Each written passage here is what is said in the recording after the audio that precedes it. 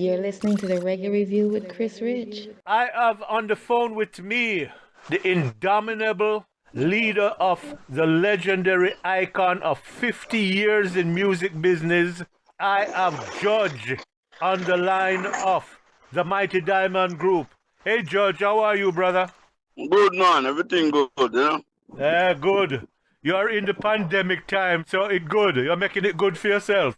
Yeah, man, I have to. True that. What else is there to do? Welcome to the show, brother. Welcome to the show. I read your biography and the group's biography, but I'd like to take a different approach. I would like to start with you, being that you are the creator, leader of the band, of the group. Let's talk about your youth days. What was it that created Judge? When you say leader, you mean leader or lead singer? Which one you deal? What role do you play? Are you the head cook and bottle washer? Well, what really happened? I am the main songwriter. Write most songs for the group, and I am the main businessman. So that puts you in the lead position, as not as lead singer, but as the one who made the decision for what the group business-wise do, right? Yeah, but me do some lead occasionally, like if Tabby not there, if not present, we do it. All right, Judge. Head cook and bottle washer. I didn't say that because Moa said, because tell the people all the careers that you have had prior to being in the Mighty Diamond Group. All the career, well, the group started in 1969, December 1969, in the ghettos of Trenchtown, you know, so what you need to do is just ask the question, them way that I like to know. All right. Okay. And whatever. The first question, what prompted you to become a musician, singer, reggae? Well, what really happened is, that man I love music. Because if you know with me, prior to that, you know, used to do all civilian work and thing. Because really what I wanted was to be a doctor, but it never worked. My father couldn't afford it, so I was a dropout from college. I started to do all kind of things like work, jobs and things till I go into the army. Until then I leave the army and go over police. So I work for government for 10 years, but all this time I pressure the music with Bonnie and Tabby same time until the group bust and make a hit tune in 1975. All right, okay, so you give us a quick synopsis. But let's talk about your youth days. You talk about a father and a mother. Tell me about your father. What was the relationship like with your father? What was he career-wise, and what did your mother do career-wise? Well, my father was a mason by trade. He wanted to learn me his trade, but I didn't like his trade. So what I learned from him was tiling, because I'm a tiler. I can do tiling. Well, my mother, she was a businesswoman. She never really worked out. What you call a businesswoman? What kind of business? You know, in those days, my mother would run a shop or a store. Did you work in the store with her, or you was too busy doing children things? No, well, you never really work in the store with her. The only thing I know I do with my mother is like when Friday night time comes, she can't cook the dinner till 9 o'clock at night time. So I always see in the kitchen with her, I help all the light that she can see and all them things to share the food. I am the littlest one. All the light. Where in Jamaica were you born and brought up? Well, I was born at Jubilee Hospital and came to 2nd Street in Trenchtown and then moved up to West Road, Davis Lane in Trenchtown and grew up there. You speak about brothers and sisters. How many of them you have? My mother have 7 of us. 7. I had 2 of them die before I was born. Condolence. I'm the last one. You're the baby. Were you the spoiled brat? Never really spoiled. But I know of 2 bigger brothers and 2 bigger sisters. They all died. All 6 of my mother children died. I'm the last one left alive. Wow. So you are the child with the golden spoon, so to speak. Well, I don't know. You don't know. You just told me you're the sole surviving of so many siblings. But what really happened is that some of them died because of the habits that they had, you know? Habits. Like, my family was a family who loved alcohol, you know? Okay. So which side of the family you think that came from? Well, my mother and father loved it very much. The doctor stopped them. At a certain age, doctor stopped them. Okay. So the household was a drinking household. Yes, man. Me and the little one was beat like Friday night, like tonight. Me have to lead on the whole family from the rum bar. So you have a big responsibility as a child then? Yeah, man, and I never drink. I don't drink and don't smoke. Good non-habit. What was childhood like for you? What were the things that you did that eventually led you to the group members, the other group members? Why, the thing that I did growing up, I just make all little things for myself, because my father never had no time for that. What do you mean little things? Like my own gig, my own kite. I used to even make kites and sell, and make my own truck and my own skate and all them things. But then I started going to school. I attended Denhamtown Primary and I attended Boys Town. That's where I met Bonnie and Tabby. Okay. So how did the music thing come about? Well, what really happened? Bonnie and Tabby knew that I could play the guitar from an earlier time. So being in Trenchtown... Hold on. You have learned to play the guitar. From where? From Trenchtown. Not really as a professional, but good enough to make tunes. You know who taught me? Yeah. You know Bagger, Earl Walker? Yes. He used to play bass for Coxon. Yes. He was the one who taught me to play the guitar. So how did you meet and know this man to teach you? We all grew together in Trenchtown. So he knew how to play the guitar and him tell you, say, come here, man, come and me teach you, something like that? And guess what happened? That man is self-taught, you know. Amazing. That's one of the unique talents of Jamaica and yourself. Yeah. So after knowing that you can play the guitar, your friends in school, so what was the idea to create a group? Well, the idea we didn't come in school. After leaving school, I started to go all over the place and rehearse with people. And surprisingly, all the people that I rehearse with, Bonnie and Tabby rehearse with them too. It didn't suit the need. It didn't suit my need either, so I moved on. Until one night I hear Tabby at his gate singing solo. Tabby is the youngest one in the group, you know. Yeah. And I said to myself, yeah, I'd like sing with a man like that in a group, because this man sound good. Yes. And then it's like a little while after, it happened. I mean, what is it that you approach him and say, yo, Tabby, blah, blah, blah. Give me the breakdown of that. I didn't say anything to him. I just heard him singing American ballad, and then it was sounding so good. And after I finished, I considered that in my mind, say, yes, I'd like singing a group with a man like that. But I didn't say anything to him. I just move on, go home. How did Bonnie come into the mix? Bonnie was a man now, he used to learn welding. So, and then Bonnie used to sing with LLOYD in a group called Meditators. Bonnie used to sing with Tabby before, but Tabby get a lot of trouble, you know. So, he might was to go and start singing with LLOYD. So, he used to pass me every night on 10th Street in Trenchtown. I always used to go up there and talk to a girl named Maggie. So this night now I was talking to Maggie and I said, Bonnie, coming down the road, coming up 10th Street. So he passed me with him guitar and them arm and gun. Then I look and see Tabby coming up 10th Street. So them meeting in the middle of the street and them stop and talk. And then them go inside our yard. This yard was one of our friend named Junior. So when I see that happen now, I knew so it's going them down in the gun sing. So I tell the girl, say, excuse me, I will come back. See you in a while.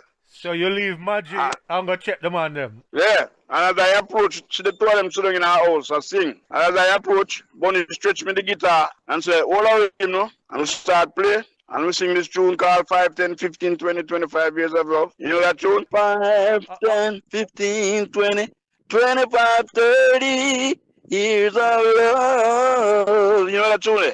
I think by the essence, original R&B are the Delphonics, if memory serves me. One of them groups. So, well, it sounded good. So them say, wow, think we can start a group from this. And then, that was December 1969. I don't remember the exact date, but I knew it was December 1969. Hey, we started rehearsing. Judge, I bet Maggie might know the date. Well, you know, it's years now I don't see her. Anyway, continue this drama. So what was the next move? Well, we rehearsed for 3 years before we try to get the audition. And then we sing a tune for Stranger Cole, that is Tabby's brother-in-law, a tune called Oh No Baby. And then from there... How did that do? That didn't do anything because Stranger couldn't promote it. And then we did one for LLOYD called Shame and Pride. And that started making a little riff till the Chinaman from Channel 1 hear it. And he asked LLOYD for the group. But because him don't have the money to promote we like the Chinaman, they hide me from the Chinaman. Till we hear so the Chinaman wants to see and me and Bonnie go check him. But when me and Bonnie go to him, you know, it's a tape we carry for go sell him, you know.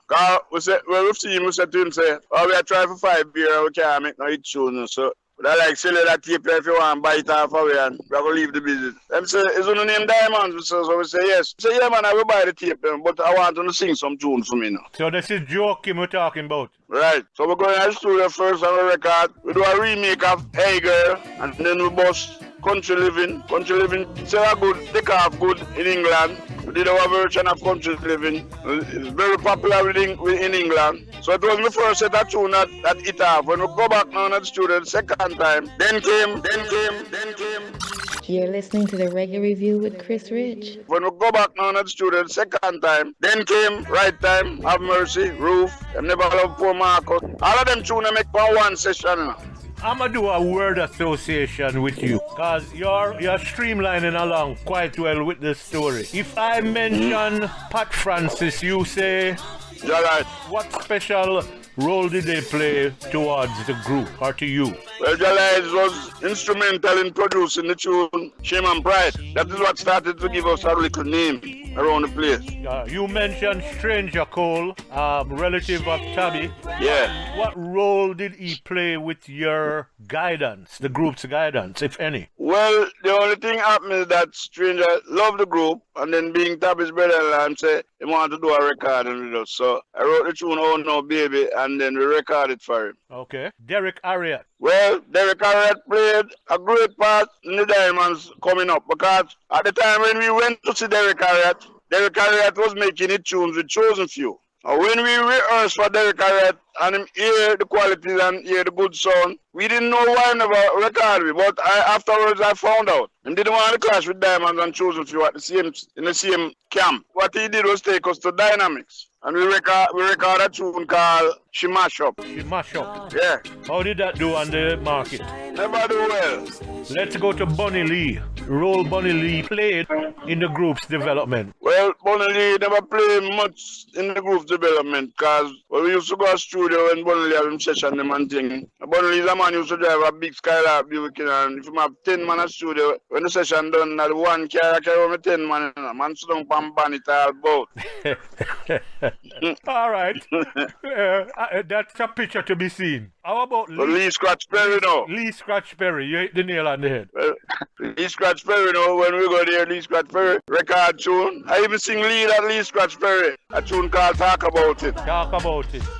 Yeah, and the biggest thing that happened with us at Lee Scratch Perry is when we sing Harmony with Susan Cadogan and the remake of Earth So Good. Big tune. That took off in Europe, Ireland, and I think. Yeah. As a selector, I loved having that song played. Big people tune. So we actually sing the harmony with her and that thing. Okay, glad to know that. All right. What year was that with Scratch? Tell the truth, I can't remember what year it was. But it was in the 70s, right? Yes. How about Rupi Edwards? Well, Rupi Edwards play another part. One part that Rupi Edwards play was, we went to Rupi Edwards, and when Rupi Edwards lift up in shutter and say, rehearse. That time Ken Parker was there. Them time Ken Parker, big time artist already, make full fight tune already. So when you go to them big time singer, they because you just try, so they're kind of scary. Intimidated. Right, so they them lift up the shutter, the car and ambush a drive up on them. I'm just sing, man. I will sing. For Rupi, it's so good, so Rupi decide to record the group. So Rupi record a tune that's called Girl You're Too Young.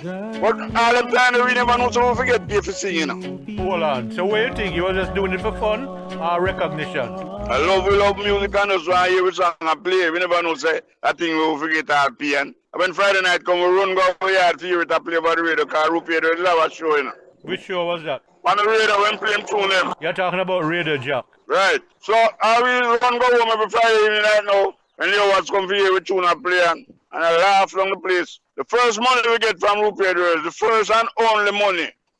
After I'm say record, him get the group $12. $12. So 12 Jamaican dollars, that's $4 a piece. Those my little baby mother, I give my $4 to buy her slippers. First money we get from record. So that was your first payment as a recording artist? Yeah, $4. And give it to my baby mother and she buy her slippers with it. $4. Wow. All right, let's talk about Iroy. Well, I was instrumental.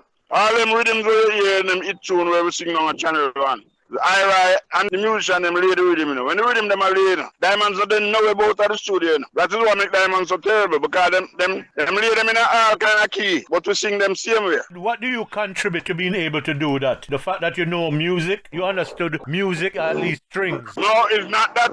We know music more than any other body or nothing. It's just that it seems like just a gift. So Iroy doing all that, did you ever work with him as far as Iroy, the DJ, or he was just always as an engineer? No, we didn't work with him as Iroy. No year. It's only that him laid the rhythm them that we make the hit them on for Jojo. But we work with and tour with Uri. Uri. Okay. Let's talk about Uri. The late great just passed away. What was your relationship with him prior to touring? It was good, man, because I've been knowing him long time too, you know. And so we used to live good and think till when Virgin signed with us, we started to tour together. At Virgin, I was coming to that. Virgin Records. Who made that happen? How did that relationship develop between the Mighty Diamonds and Virgin Records? Well, what really happened is that the tune them take off by England and all them places, and Virgin hear of us and wanted to sign the group. So Jojo was the man who did the signing. Joachim. Joseph Hooking, but Jojo do a whole part derogative things. So when you know that Jojo never pay you for nothing yet. All them tune a year, right time up. You tell me about the $4, so I imagine that I wanted you to say it. No, but Jojo will get the cream of the crop. Yeah. All them right time, them have mercy roof and them never pay you for nothing. So when you get $1,500 from Jojo for the whole year, you don't get the next dollar. I remember. Now them time, one single, 145. In 3 weeks, I sell 60,000 copies. Man, I talk about it too now, but it sell 2,000 copies. Now them days, 60,000 copies sell in 3 weeks of a 45. 3 weeks of sales. Didn't anyone else in the business ever approach you and say, my youth, blah, blah, blah, blah, blah? Didn't you talk about what was going on and get advice from any of your... Well, they were correct on them man, the Serene and the Diamond. In my shop alone, my cell phone sang them like peas green. Whoa. But then they say, through by them time, we artists meet them feet, we don't know the business sector, we never know. So all them things they go on. You know, so when Jojo signed the contract, him signed like a fourth diamond. I like. Him signed like a fourth member of the group, you know. And I never in no group with no Chinaman. And the name start to come from record and all them things. Them say, well, this. But before the white man them come down to sign the group, you know. Jojo used to see me and I keep on and tell me, oh, when the man them come here, sir, remember, so it's 4 away. Me keep on and wonder why I say that to me. It's long after me find out. I realize with the contract, the man signed like he's a member of the group. So I'm not playing a shell game with you. Tell me something about this album, Ice and Fire. It was produced with Alan Toussaint, or he did some work with you. On the album, which I did like, Country Living was one of my favorite, Back with Mafia. But why didn't the album do well? Why the album didn't do well was when we did the Right Time album. Right away after that, Virgin wanted the album be on 24 track and Jojo refused. Jojo wanted to give them on 16. So them say them don't want it. So them say, all right, well, we have to carry the Diamonds, go to New Orleans and go to the album. But Jojo never in that, so we never have no choice because Jojo not give you nothing. So we go. But what them really do was fuse. Them say the New Orleans beat is close to reggae. So what them do was really an experiment. So them say them going to fuse the beat them and see what works. So what they did know, them trip we and tell we say, Light Parks will come, Banner will come. We don't have New Orleans, them time they have Copeland Farms and manage the group. We don't New Orleans and wait to see Light Parks and we can't see Light Parks come. Then them give you a big tape with a whole heap of them tune like Lee Darcy and all them man there. So them want control them publishing team with them give them tune to sing over. So we have the tape them a practice and when we say well Light Parks, they don't know come it. Copeland tell we say boy Light Parks now come again. So we say so we are there. We could go home then and them say no, we're going to work with a foreign band down here. So we fling with the tape and stop rehearsal and say no, we don't know that. So Copeland talk to me and say, all right, since we're down here already, might as well we do it. But it was a big mistake. Because we do the album, when we come back here and when Jamaican people them here are going, Jamaican people say we're diamonds though. The problem was them take us straight from the right time roots thing where we have straight from that and go and do this Ice and Fire thing. Change the whole thing and the album flop. It never make it. So we came back to Channel One and started and did deeper roots and then go on from there. You mentioned Copeland Forbes. How did that relationship develop? Well, the Copeland Forbes relationship developed from because of, Tony Cobb. Yes. Tony Cobb was a man. We used to do talent shows all over the place. And one night Bunny got to him and he ignored Bunny and Bunny, he used to do talent show up on top of shirt. And he ignored Bunny and tell Bunny same so come to Bunny out the whole night and wait for him till after 12 o'clock when everything over and him a go home and Bunny say, Sack up. Sack up look for Bunny and say, young man, you still here? Yeah. Then nobody don't know the diamonds yet. So Bunny go home and everything. So Copeland was alone because Copeland used to deal with the Boy Scout business too, and Tabby used to the scout and thing. So Copeland was close. After we make right time now and things start to work for we. There was Tony Cobb now and Copeland Forbes. Two of them have versus management. So it's so Copeland Forbes get to the management because remember when Tony Cobb did ignore we and said no. Furthermore, Tony Cobb was original. You see it. So that's how we work with Copeland Forbes instead of Tony Cobb. And he managed the group and then we start tour all over the place. Oh, so it was a fruitful alliance then? Yeah. Are you still being managed? You mean Copeland? Is he Copeland? Is he still managing the group? No, man. Why not? No, because it never really worked out to nothing. We learned that, You toured the world and it didn't work out to nothing. Explain. Because it didn't come from the management of Copeland Forbes. It didn't come from the management of Copeland Forbes. Copeland Forbes did interviews and tell people saying carry diamonds all over the world, which was wrong. Diamonds carry him all over the world. Diamonds carry him all over the world. Diamonds carry him all over the world. And then Copeland Forbes was instrumental for make nothing happen. It's just that Copeland Forbes was just there as manager and anything, him just come up in the midst and manage the group. So him did it along with me, Judge, he must have contributed some kind of success to the group. What kind of success? You tell me. No, I tell you. Watch me. Him not contributing no success to the group more than him follow away all over the world and him tell people say him take the diamonds around the world. Him write all a book, I don't read the book yet, but I soon read it.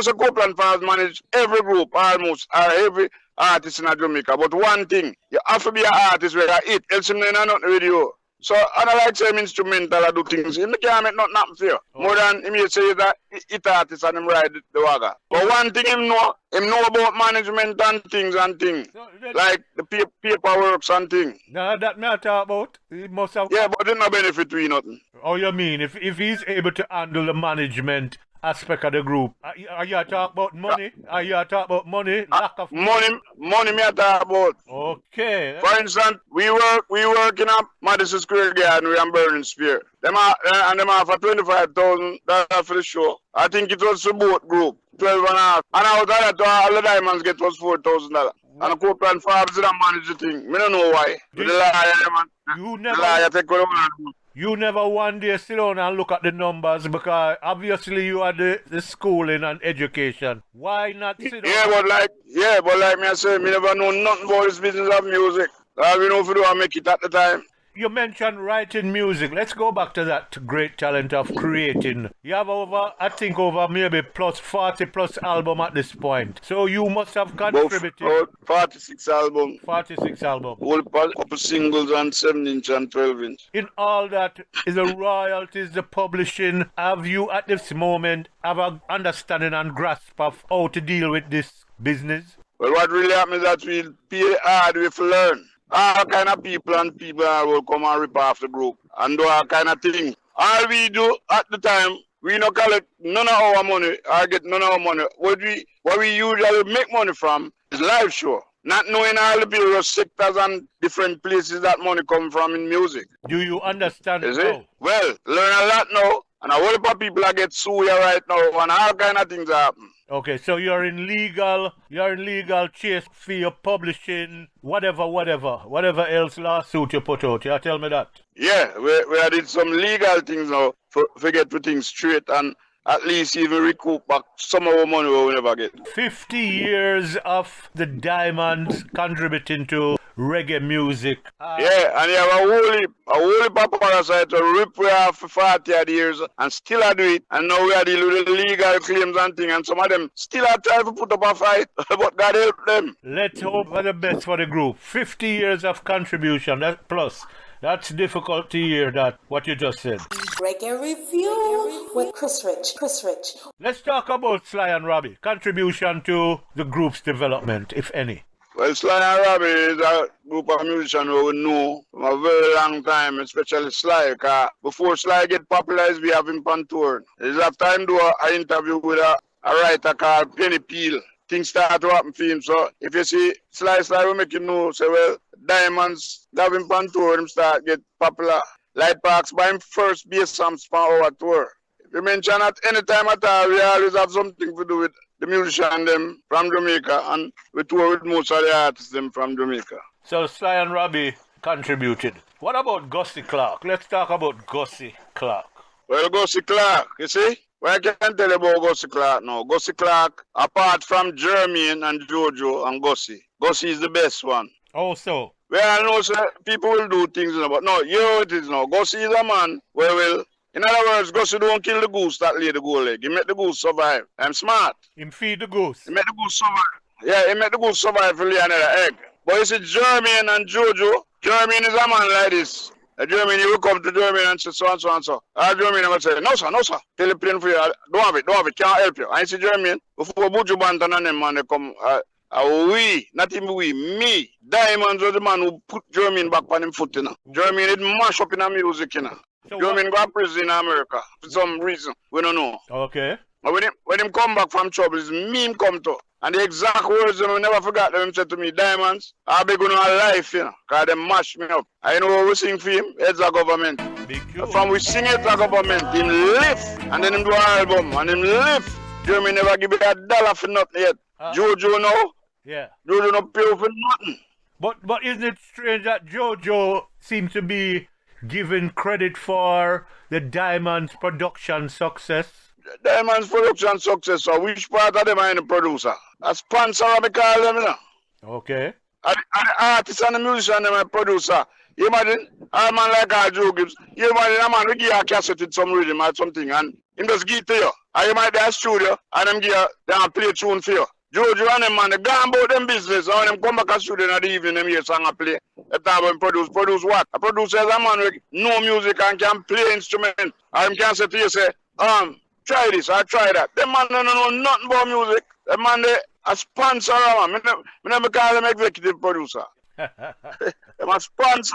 You really have a lot of real talk to give regarding the people who are so-called legends or icons in the business. Obviously, a bunch of them step on your toe, which you never like. Bunch of who? A bunch of... Who you call icon? Some of the people you mentioned are given legendary in front of them name, icons in front of them name. You understand what I say, right? No, sir, I'm not to pick up that. You know, pick up the fact that in the music industry and the music story, a lot of the people them you just crush. They are recognized as this good producer, that great producer, so forth. Obviously, this good producer wish for man. Man don't produce nothing, brethren. Produce what? All right. I'm on producer. I'm on even know if when you sing half key. I'm on even know. Them tone deaf. Them can't hear music. My ears in and him can't hear where I say. I hear where I sing, but him can't tell if you half key. Him not have the ears for music. That's why I never understand that. My ears and my ear, but him don't hear music. I mentioned the fact that you are able to play real music, that you have a talent to understand it. So here you go, saying the same thing in a different way. Yeah, man, I don't know XT from Kingston, Jamaica. I'm here to tell you, saying I keep it locked, you know, to Reggae Review with Chris Rich. Talk about the label that was formed, the Diamonds label. How did that come about? You mean Bad Gang? Yes. G Minor Music. Them two labels was Bunny label them. Bad Gang was an imitation from Tough Gang. Okay. All right. What major songs came out of your labels, that label? Well, we never really have no major song because Bunny used to do some production, you know, and produce a group for a couple albums and things, but we never make no hit tune from Bunny's side. Wasn't Bodyguard or Blackman did No, Bodyguard was done for Jojo. And Black Man, you wrote that song, right? Black Man, I think that song came from Tabby, you know. I was looking at the songs and the writers of songs that I love. But if you look at the Diamonds repertoire and the songs that written, Most of them. all of them songs. You and Ferguson. Yeah, but no, look here. All of them songs, when you look, you see three names on it. Yeah. For some reason or the other, we don't know why them think three people write the song, but them just do it. And most of the song them and me write them. But you see two by the group, alright. But just love it, make it go on that way. Go on. Because I never want to stick out for my right side because I usually I say to the mash up the group. But me just leave it alone. Pass the Kochi, one of your major. But them no. Tell me about that idea. Well, that idea really came about from what really happened. You see, it's me and Bonnie really respond to the tune. But Little Mouse Bonnie have nothing to do with it, you know. But the idea come from Bonnie, so him name, I mention him name on the record as writer, me and him. Yeah. Tommy alone really write the tune. What really happened is that we have to do some dub for Gussie. And it did I say, pass the country on the left hand side, it a go bun, it a go done. That's what Bonnie do. So we sing them all of that for Gussie, and them just say dub with it. Me now go to Gussie afterwards and say, Gussie, you know, so we could have make a full tune out of that rhythm. And Gussie say, yeah? I say, yeah, man. I say, all right. When I go to England and come back, I'm like, go to England. When Gussie come back from England, Gussie call me and me go to Gussie and Gussie give me the cassette with the rhythm. Me go home with the rhythm and write the rest of the whole body of the tune around that. Pass the country on the left hand side, I go bun, I go done. And me write the tune, the rest of everything. You have a singing voice. Why didn't you lead? Let's hear your voice on it. Can you give our people a taste of your voice? You mean with this tune, touch your roof or what? You know one of them. Well, I kind of have a cool and I sign us give me problem when we try to do a thing for still. Remember what around this man say, time I go trade, yeah. Every goalie I go run race. I need a roof over my head. But I tell you now, more time, if tapping at the road time, me have to do the lead still, you know, because Bonnie is not really a lead man. Bonnie does sing man. I remember you did a tour maybe about 6 years ago without Tabby, so I understood that. Tune in to the Reggae Review with Chris Rich. Kochi became an international tune for not only you, but for those three young kids. How did you... Musical youths, right? Musical youths, you got it. That was a good thing musical youths did, man. Because what really happened, when a man sing over your tune, it don't really hurt you, you know. Because the publishing going to come to you because you write the tune. Yeah, true that. And I think... So the tune go international, so... Musical youths collected royalties and we collected the publishing come to Diamonds. But you know what happened? Tell me. You know how it go with a Jamaican tune? I don't know for the rest of Caribbean. But any tune from Jamaica or a Jamaican tune that hit the British chart. Yeah. If them white guys up in England can't collect, you can't get paid, you know. Yeah. That's how them set it, you know. Them monopolize the thing and rip it and rob it. You remember our old boxer named Terry Downs? Yes. When we go to England, we go find all the Terry Downs in our business, you know. So I look one man say, but now all backs at this, where am I doing our thing? I'm in the publishing business now, and I'm in the office there and there. Me and Bonnie go to England for go look for things. Them time is a white brother, they manage the group. I buy a ticket for go to England, I'm named Turk Arsenal. And when we go there, a company from France fly over and come, and dump on a pressure we fit them and publish the tune. Them give you an advance, them give you $17,000 advance from publishing. But that's just about it. Nothing, not another dollar ever come. We never hear about them again. So let me ask you this. Who negotiated that 17? Copeland or you and Bonnie? No, we don't negotiate nothing, you know. What am I? Me ask 20 and as advance. Them say them can't pay that them can't get 17. So our manager there at the time and him say, all right, to go with and them deal with the papers, them and thing. Your first Sunsplash, how did that come about? I think 1982? 81 actually, right? Well, you see now, Sunsplash. The first one. You see what all the people we do show in Jamaica, and Sunsplash is the mother. Because when it started, it was the thing show first, and then after then Sunsplash. That was the mother show that bring up all them Sumfest, you know, and all them. All for them dog miss show, you know, and think Sumfest not give we work, you know. Them a fight against we. So anyhow, the Sunsplash, Ronnie Burke and them man, some nice people them there. And I can't have no bad name for them because out of 17 Sunsplash, 15 of them we do. 15. Tell me about the first one. How excited were you for 81 Sunsplash? Well, we're excited because we had a big show, big promotion. Lots of people, foreigners, locals, but they have to see you and diamonds and your name a call and people excited and ready. I think Bob Marley is there on the show. That one they were really do too. I think Bob Marley was there. You see a man come up to Bob Marley and I give him a piece of orange and all them thing there. Yeah. And Baba laugh. You know what I mean? So the show itself, I never see you jump so high at any stage show. You were dancing. What may I tell you? You did dance like, me don't know, it's like say, somebody says a dancing contest. I really enjoyed watching you.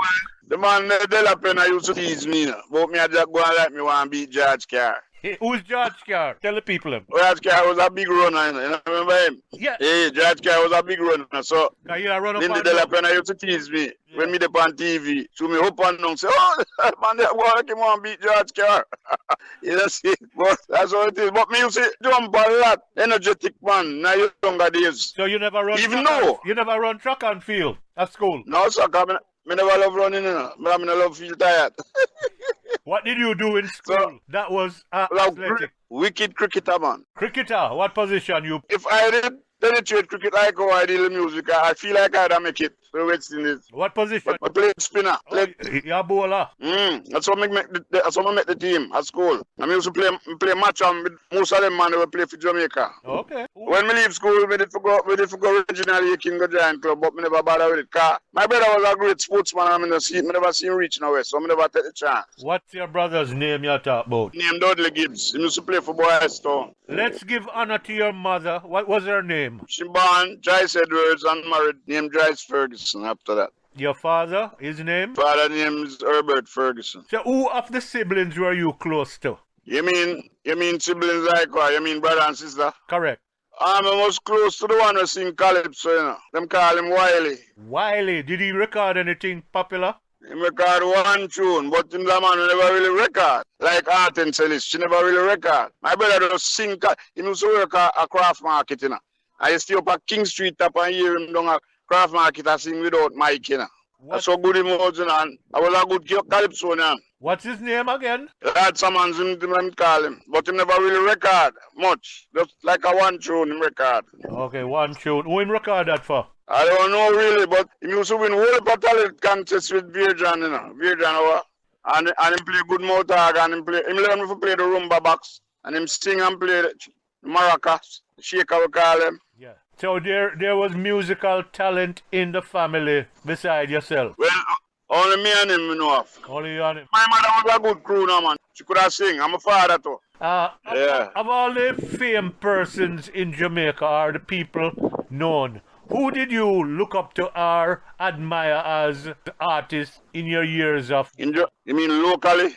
Yeah, Jamaican artists, yes. Okay, well, I admire the Wailers, because you see, it's them we take after, you know. Them make we start singing as a three-man group. And I admire Slim Smith. That man, they have a talent there and a voice there where next to none. My favorite Jamaican singer. And I love Dennis Brown. Dennis Brown. Did you ever work with Dennis? On one show? Yeah, man, me and Dennis work on tour, England, France at least. How was that for you? It was good, man. See Dennis and Diamonds on the same stage. D&D.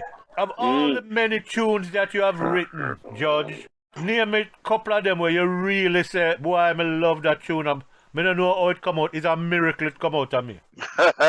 Well, yeah, we don't even know because I don't really have a favorite tune, you know. But if you ask me which tune I think was the best tune, I tell you it's the right time. That's why it start everything. It start everything. How did Africa come around? Because one thing I noticed with the Diamonds, when other group may not be touching socio-political issues, the mighty Diamonds over the years have never backed away from discussing socio-political issues. Yeah, we stick to the roots, man. Well, the Africa came about, the Tabby come up with that tune there, Tabby. Cat O' Nine, tell me about that. One of my favorite obscure Diamond songs. Well, you see that song? I write that song. But what I noticed about that song, and if you notice, we don't sing it when we're overseas, because I hear this. white people don't love it. Every time we sing that song, they don't stand up and look away. With them feel serious and not say nothing. Them don't like the lyrics, them don't like the tune. So you think you're striking a note, a sour note with them? Yeah, when you say remember the wicked old slavery days and sing some tune. If you remember Billie Holiday, you remember the trouble she go through with American, with that song which she write? But Judge, Europeans always seem to take a better strive with reggae and the message, the political message that reggae brings, more so than here in the USA. So yes. Then Cat and I, could you do me a favor? I know you say so. Give us a taste of Cat and I. I want people forgot to go buy that song there. Go look it up. It says something like, it goes something like, remember the wicked old slavery days. Remember the wicked old slavery days. Poor granny on her bended knees. And me and Bonnie sing say, save a little soldier. Save a little soldier. But, you know, I'm with it. But white people don't love it, brethren. So we just say, you know, something. We just let it go when we're in America, we let it go. Alright. What about Tamarind Farm? Another of my favorite. When we write that tune again, I know who sing that song for. Jermaine! Thank Juvenile Child. Okay. So you did great. How did that come about? Tamarind Farm, why did you write a song like that? What inspired it? Well, when we see what take place in Jamaica and all the youths, I go to prison and all them things, and come and say, nah, go on a tamarind farm, nah, go on a tamarind farm, leave all of my picnic. And I saw it come up, I just write from verse to verse to complete the song. You're a great songwriter. If no one has told you, I will say to you, if you have a 46 album, I guess an average of 15 to 20 songs, and you write at least probably 90% of them. Yeah, man. What you do? At night time when you sleep, you dream about lyrics? Tell me about No. It's no word that way. You're going to. You see the song? Yeah. And all the while, you get the inspiration, you know. So when you get the inspiration, you just move to it. And sometimes you can just take up your guitar sometimes and sit down. And you steer till you get a vibe, so you get in the groove. And you hold a good line, and you hold a topic, an essential topic, where you know makes sense, and then you start work on it. What's your woman name? Because you must sleep with her. I'm not talking about the woman, the female. I'm not talking about your guitar, because she must have a name. Because she inspires... The guitar? Yeah. She inspires so much lyrics. The guitar not a name, you know, but really, the one I have, you know, in Texas, I buy it. Long time. It's a 12-string guitar. I still have it. So today I didn't look at that. I said, if you teach her how to play the guitar. You should. Because look what your lesson did for you. So, 46 album and you wrote so much lyrics. And I don't know, as I say, when you sleep at night, you must talk in your sleep. No, man. When I write Heads of Government, time me live a Waterford, them time, the time my mother that sleep. She live a New York, you know, still. She migrate. I set up and write Heads of Government, and when I done it, I give it to her, I wake her up and give it to her and so much. I just finish her tune, Heads of Government. I say, listen it. And she listens it and says, sound good, man. I say, sound good. I say, it's a hit tune that. And so say, so done. The Revolutionary, the band. Yeah. Tell me about them. Contribution to your music. Well, Revolutionary band did a great contribution, because what them did was them play some nice rhythm. Like me tell you, when them lay the rhythm, them we know their studio, you know. Them and IRA play the rhythm, them. I remember them have a band named MPLA, the band name. Them play a tune called MPLA. So them play all them tune there, and the right time, all them right time rhythm they play, not them time. IRA I play them, so Revolutionary band play all of them. Them time they have man like Ranchi play bass. And the wickedest thing about the Ranchi not get no credit, you know. Ranchi not get no credit, and Ranchi vexed to the day him dead. Right? You have man like Ranchi, Bluebeck, Sly. Reggae Review with Chris Rich. Let's talk about Muta Baruka. You worked with the poet, the dub poet. How was that? We look up on tour with Muta, and it was good. Where did you go? One day we were at Chicago. We do an American tour with him. One day when we reach at Chicago, Muta used to have a tune where I say, it's not good to stay in a white man country too long. And then the people there listen, he make a big mistake, him grab down the American flag and fling it down on the ground and start to trample upon it. And the man them get up and get mad.